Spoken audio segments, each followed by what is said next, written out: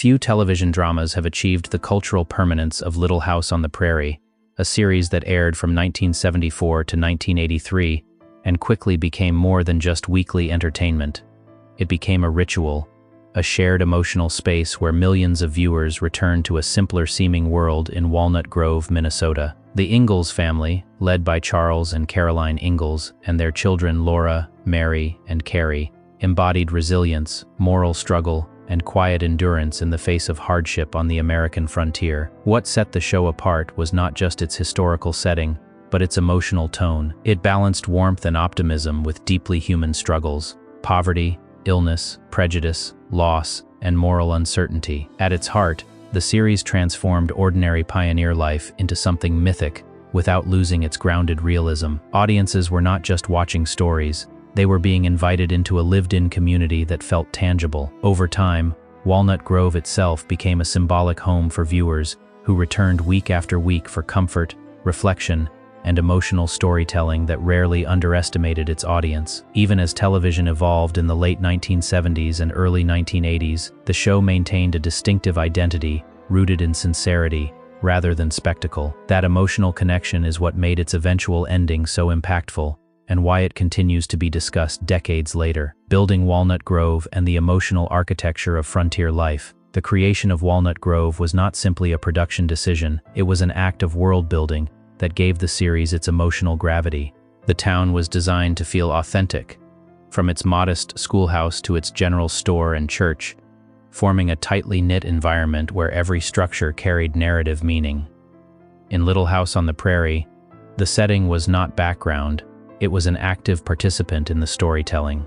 The physical space reflected the emotional lives of its residents, and the limitations of frontier life shaped the moral choices characters faced each week. Michael Landon, who played Charles Ingalls and also served as writer, director, and executive producer for much of the series, played a central role in shaping this emotional architecture. His creative influence ensured that stories often focused on family bonds, personal integrity, and the consequences of difficult decisions. The simplicity of the environment allowed the show to explore complex themes without distraction.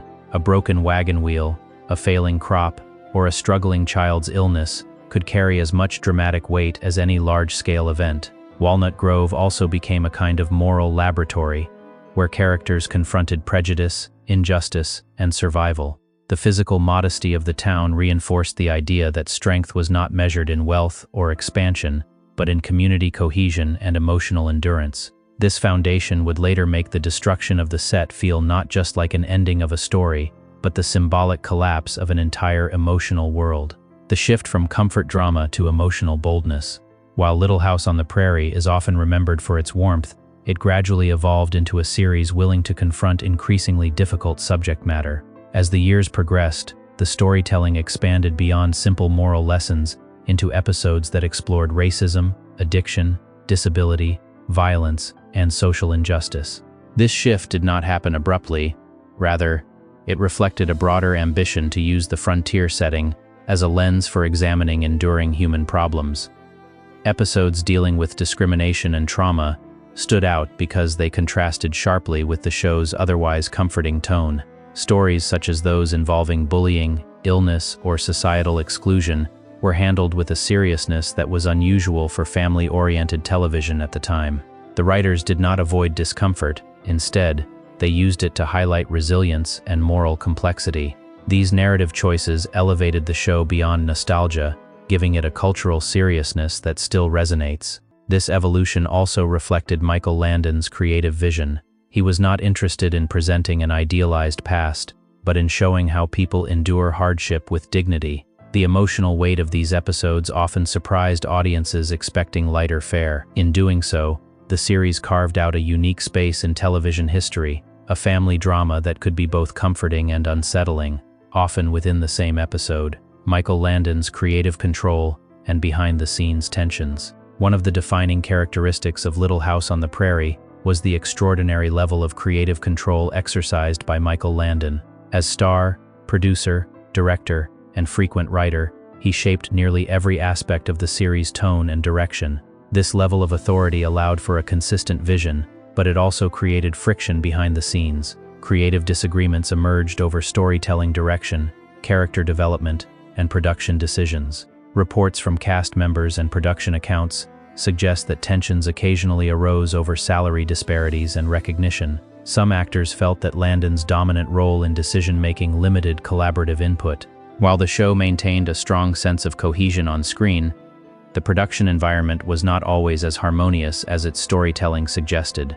These dynamics are not uncommon in long-running television productions, particularly when one individual holds multiple leadership roles. Additionally, Landon's personal life intersected with the workplace in ways that added complexity to the production atmosphere. His extramarital relationship with makeup artist Cindy Clerico became widely known and reportedly strained relationships within the cast and crew. For some, particularly younger cast members who viewed him as a mentor-like figure, these developments created emotional distance. Despite these tensions, production continued, and the series maintained its audience appeal, even as internal dynamics became more complicated over time. Relationships, loyalty, and the emotional cost of fame. The interpersonal relationships within Little House on the Prairie were as layered off-screen as they were on-screen.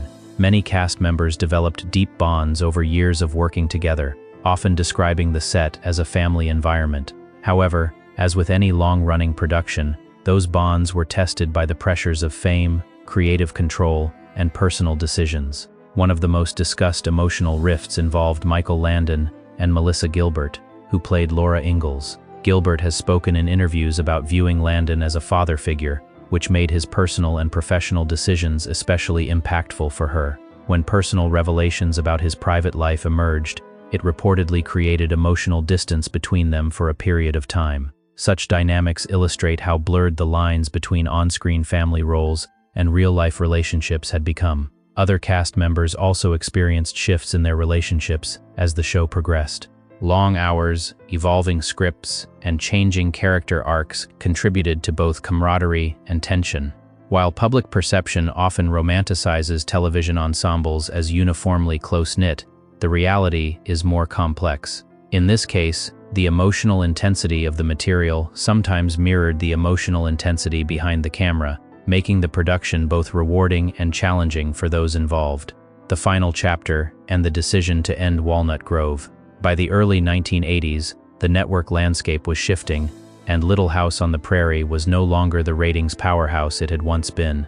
NBC ultimately decided to conclude the series after its long run, not due to scandal or abrupt cancellation, but because its natural life cycle had reached its end. Rather than allow the show to fade gradually or be repurposed indefinitely, Michael Landon chose a definitive conclusion that would give the story emotional closure. This decision led to the creation of the television movie finale, The Last Farewell. In it, Walnut Grove faces a powerful land developer intent on claiming ownership of the town's land. The residents, unwilling to surrender their homes and identity, make a collective decision that leads to the destruction of their own town. The schoolhouse, church, and mercantile are all demolished in a dramatic act of self-determined closure. What made this ending so striking was not just its narrative content, but its execution. The set was physically destroyed using controlled explosions, creating a real and irreversible ending. This was not merely symbolic within the story, it was also literal in production terms. The decision ensured that Walnut Grove could not be revived or reused, reinforcing the finality of the narrative conclusion. The explosion that became television legend. The destruction of Walnut Grove in the final television movie of Little House on the Prairie quickly became one of the most talked about moments in television history. Viewers who had grown up with the series were confronted with a visual metaphor that was both powerful and unsettling. Seeing the familiar town reduced to rubble carried emotional weight far beyond typical series finales of the era. The use of real, controlled demolition, rather than purely simulated effects, added to the impact. While dramatic destruction had been seen in film and television before, it was unusual for a family-oriented series with such a long-standing reputation for warmth and moral storytelling. This contrast intensified audience reactions. Some viewers interpreted the destruction as a bold artistic statement, emphasizing the inevitability of change and the end of eras. Others found it jarring, feeling that it clashed with the gentle tone that had defined the series for years. Over time, the explosion became mythologized, with some misconceptions suggesting it was controversial to the point of suppression. In reality, the finale aired and was widely viewed, but it gradually became a symbolic reference point for how television storytelling could end not with ambiguity, but with irreversible closure. It remains one of the most distinctive endings in classic American television. Myths, memory, and the evolution of fan perception. As years passed, the ending of Little House on the Prairie began to take on a life of its own in popular memory. The dramatic destruction of Walnut Grove contributed to a series of myths and misunderstandings about the finale. Some believed it had been banned from syndication, while others thought it had been censored due to its tone. In reality, the episode continued to air, though programming choices often favored lighter episodes for daytime reruns. This divergence between memory and reality is not uncommon in long-running television series. As audiences revisit shows through nostalgia, certain moments become amplified while others fade. The destruction of Walnut Grove, because of its emotional intensity, overshadowed many of the show's quieter finales and episodes.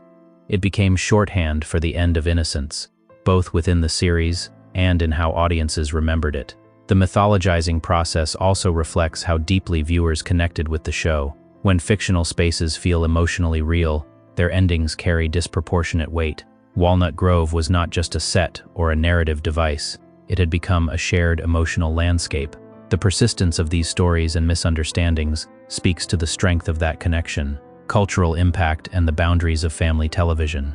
During its run, Little House on the Prairie helped redefine what family television could address. At a time when many programs avoided difficult subject matter, the series consistently engaged with themes such as poverty, disability, racial injustice, and personal loss. It did so within a framework that remained accessible to a broad audience, balancing emotional seriousness with narrative clarity. This approach helped expand the boundaries of what was considered appropriate for primetime family viewing. Episodes often presented moral dilemmas without easy answers, encouraging viewers to reflect rather than simply consume. In doing so, the series contributed to a broader shift in television storytelling during the late 20th century, where emotional complexity became more widely accepted in mainstream programming. The show's willingness to address difficult topics also ensured its longevity in cultural memory. While its aesthetic may be associated with nostalgia, its narrative ambitions were often more progressive than its reputation suggests. It demonstrated that family-oriented television could be both emotionally safe and intellectually challenging, a balance that many later series would attempt to replicate. The emotional mathematics of saying goodbye. The decision to end Little House on the Prairie with the destruction of Walnut Grove was, at its core, an act of narrative finality. Rather than allowing the town to linger in unresolved continuity, the creators chose to remove it entirely from possibility. This choice gave the ending a sense of permanence that few television series achieve. It was not a pause or an open door, it was a closing. Emotionally, this approach mirrored the themes the series had explored for years: loss, change, and the necessity of letting go. The destruction of physical structures reflected the emotional reality that communities, like lives, cannot remain static. Even places built on shared memory must eventually evolve or disappear. For many viewers, this ending created a complicated response. It was both satisfying and painful, offering closure while also removing the